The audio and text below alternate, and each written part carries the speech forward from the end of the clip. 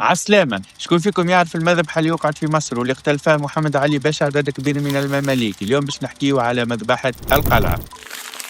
سنة 1811 وبعد 6 سنين من تولي محمد علي باشا حكم مصر، قرر القضاء على المماليك اللي كانوا وقتها يمثلوا قوة عسكرية كبيرة وتهديد كبير الحكم. المماليك امتنعوا عن أداء الضرائب وبداوا يخططوا للانقلاب، وكيف فشل المخطط نتاعهم طلبوا الأمان من محمد علي باشا اللي أعطاهم الأمان وطلب منهم أنهم يجتمعوا في القاهرة ويكونوا قراب منه. وفي الوقت هذاك طلب السلطان العثماني من محمد علي باشا إرسال قوة عسكرية للحجاز للقضاء على الحركة الوهابية. محمد علي باشا حس بالخطر، وإذا باش يبعث حملة عسكرية للحجاز الساحة باش تبقى فارغة قدام المماليك، فقرر القضاء عليهم. والفكرة كانت أنه يستدعاهم لحفل عشاء كبير على شرف الجيش اللي كان ماشي للحجاز واللي كان يقوده ولده قصر. حضروا المماليك في قلعة القاهرة وما كانوش يعرفوا أنه هذا عشائهم الأخير، وكان عددهم أكثر من 400 شخص. الأجواء الكل كانت تدعو للبهجة والفرحة، والمماليك كانوا لابسين أحسن لبسة وراكبين أحسن خيول. وبعد ما وفى العشاء بدأ الجيش يخرج من القلعة، وبدأوا المماليك يخرجوا وراء الجيش من طريق ضيق برشا. وبعد ما خرج الجيش الكل سكروا جنود محمد علي باشا باب القلعة،